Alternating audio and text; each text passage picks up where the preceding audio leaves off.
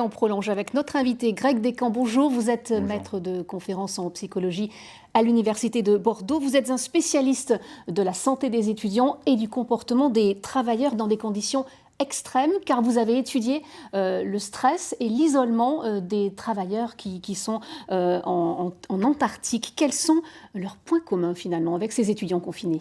Disons que c'est vrai qu'on a très peu de recul par rapport aux effets de l'isolement et du confinement chez les étudiants. Il y a cette étude qui vient de sortir et qui montre d'une certaine façon que les connaissances qu'on avait déjà au préalable, à savoir que les étudiants sont plus vulnérables, et ça s'accentue avec le confinement. Mais d'une certaine façon, ce qui se passe, c'est un peu la même chose que ce qui se passe dans les stations polaires ou dans le cadre de missions spatiales. Le confinement et l'isolement, ça a pour effet d'augmenter les troubles en matière de santé mentale, des troubles de l'humeur, des troubles physiques, de sommeil, d'appétit, et puis beaucoup plus de difficultés également dans la façon de gérer les activités et les occupations, que ce soit les loisirs, mais également les activités professionnelles et académiques. Et c'est là que les activités des étudiants sont nettement touchées par les effets de ce confinement. Et surtout les étudiants en première année, on appelle ça les néo-entrants, pourquoi sont-ils plus fragiles? C'est une population plus vulnérable parce qu'ils sont dans une espèce de transition de vie.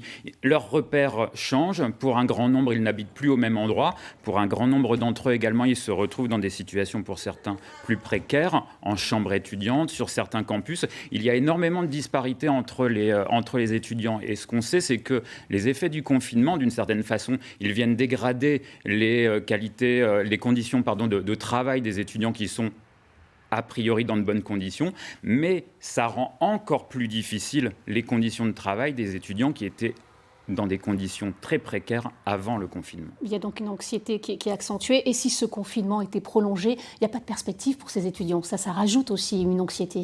Disons que là, on est typiquement dans une situation d'absence de contrôle. Et moins on a de contrôle sur une situation, plus c'est difficile de trouver des ressources. Mais d'une certaine façon, ça oblige à développer des ressources. Ça peut être des ressources personnelles qu'on a en soi, de la combativité. Mais développer des ressources, ça peut aussi vouloir dire savoir accéder et utiliser les ressources qui sont à notre disposition, comme les services de santé et l'ensemble des professionnels de santé, professionnels sociaux qui sont là pour accompagner les étudiants en difficulté. Comme on l'a vu dans ce reportage, finalement, il y a des effets un peu positifs de cette expérience hors du commun, en quelques mots? Alors, des effets positifs, attention, on ne va pas dire que le confinement a des effets forcément bénéfiques, mais un certain nombre d'étudiants se retrouvent contraints de développer des ressources adaptatives. C'est une expérience de vie, d'une certaine façon.